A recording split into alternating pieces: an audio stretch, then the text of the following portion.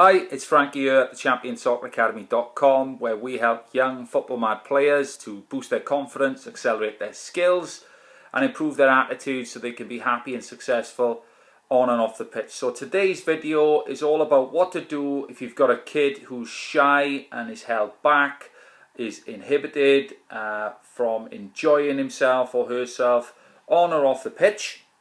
And we're going to cover 3 mistakes that parents and other adults involved with kids, coaches and maybe even teachers at times, the kind of mistakes that can be made in, unwittingly and with good intentions, of course, in wanting to help kids. So we're then going to cover the 3 things of what to actually do about it, how to actually reliably and consistently help kids conquer shyness, so that they can get on and express themselves and enjoy doing what they're doing.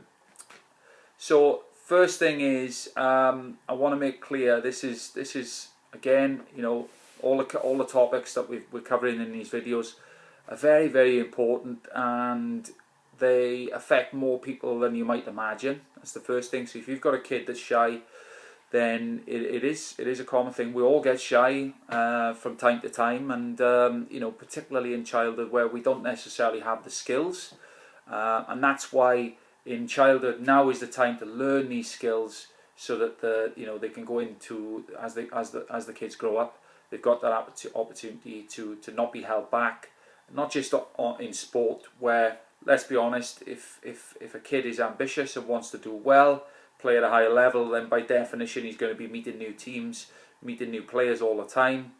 They need that skill to be able to walk into a dressing room, make eye contact with everybody, talk to other players, peers, talk to coaches, make eye contact and feel happy in their own skin and like they deserve to be there. So it's an important skill, not just in sport but in life as well. Making friends is a massively important skill, not just for making connections and all that sort of stuff. Just it's good for your health to have good friends. So it's a lifelong skill that we're talking about here. And also in the world of work, where it's becoming increasingly evident that employers and even if you wanted to set up your own business, that you need the skills of being able to get on with people, to have belief in yourself, to be comfortable in your own skin around other people. So, with all other things being equal, qualifications, skills, experience and everything else, then it's people skills, what they call soft skills, that are making a difference these days. So the 3, I said we were going to cover 3 mistakes. The 3 mistakes, number 1 is giving the kid the label of shyness. So he's shy, and basically, like a lot of labels, any label, once you give it to someone, in some ways it can be a benefit. For example, I don't know, if he was in a situation where it would be useful for him to keep his head down, then being shy might be a useful thing to have. But then there's also situations where being shy can limit you. So we don't really want to give kids the label of being shy. Second thing then is telling them, oh, don't be shy. Oh, don't be shy. It's like saying, don't cry. Well, they're shy, that's the way they feel. Or they're crying, that's the way they feel. So, what they don't need is someone telling them not to feel the way they feel. Because straight away, it breaks rapport and it makes them think, well, they don't get me, so I'm going to clam up even more.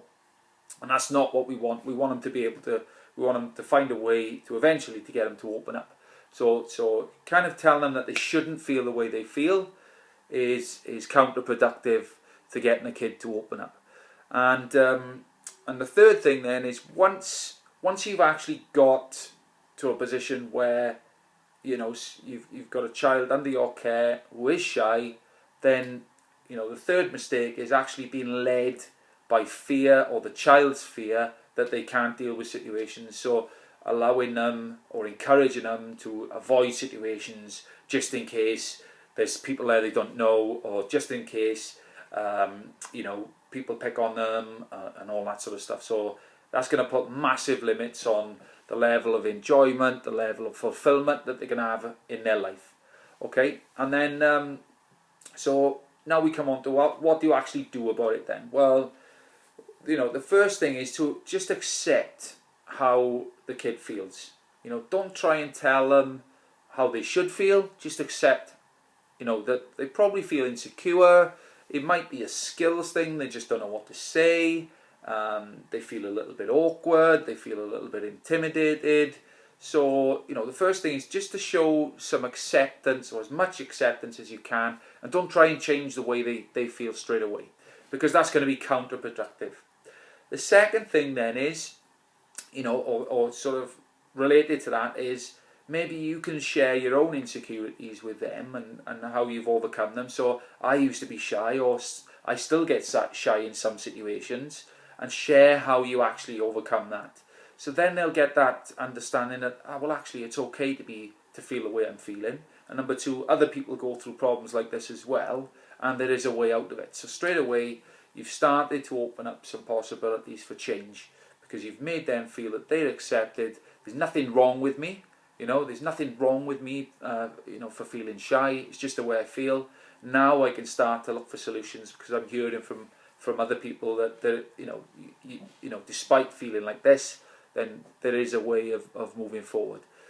The second most important thing then is to really believe. So this is why it's important not to put labels on people of being shy, because then the danger is that they'll always think I'm shy, and that the people around them will think, oh, they're shy, so we'll leave them alone. We won't talk to them, and then it becomes a self-fulfilling prophecy. So, just have that fundamental belief in yourself that they do have the same ability. All kids, 99.9% have the same nervous system. Body works in the same way. We've all got the same ability. So if one kid can be confident, another kid can be confident. And I don't know about you, but I know for myself, I know that my confidence has been raised massively in certain areas compared to when I was a kid, and in some areas I was already confident in certain situations. So that's why parents can find it so frustrating a lot of the time, is because you see your kid there struggling to meet new people, but he doesn't shut up in the house, and he's chops in all the time. So that's a really important thing to remember. It's simply a matter of, can you help them transfer it to where they've already got confidence in one context to another.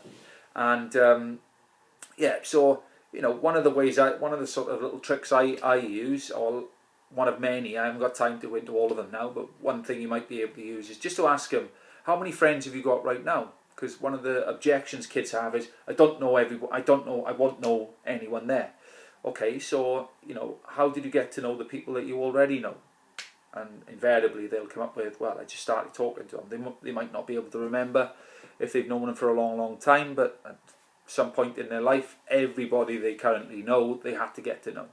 And they realised that they did it through talking. So just starting to break down their belief that because they don't know someone yet, and that's the key word, yet, that they can't get to know someone in the future.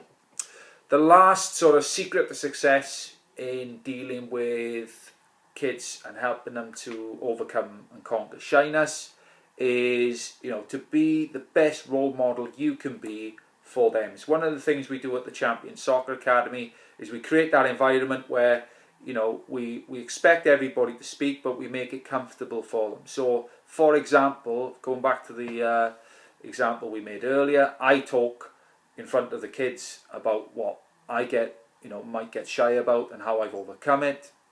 And then we ask all the other players there, can anyone remember their first session? And they say, oh yeah, I felt really shy. Why was that? Because I didn't know anyone.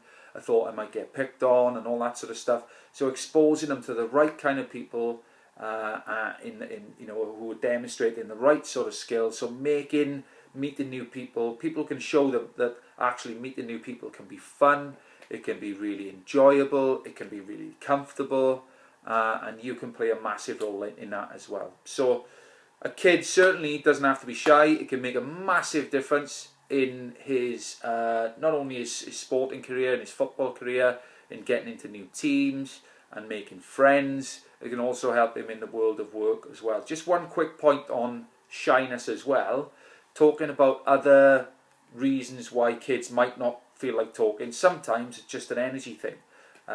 You know, it was a revelation to me that the difference between an introvert and an extrovert is not necessarily related to shyness. It can be because an introvert just likes to have their own company, and you know, when they need to build their energy, they like being on their own, or they like being quiet. You know, it's the classic, so that they like to go into their cave, which I can be a little bit like. And then you've got the other side of it, where you know, you've got people, and this applies to adults as well, where if they're an extrovert, they get energy from being around other people, and other people can lift them up. So you know, it may not be that they're shy. It may just be like they don't feel like talking. Okay, so, and nobody knows your child better than you if you're a parent watching this.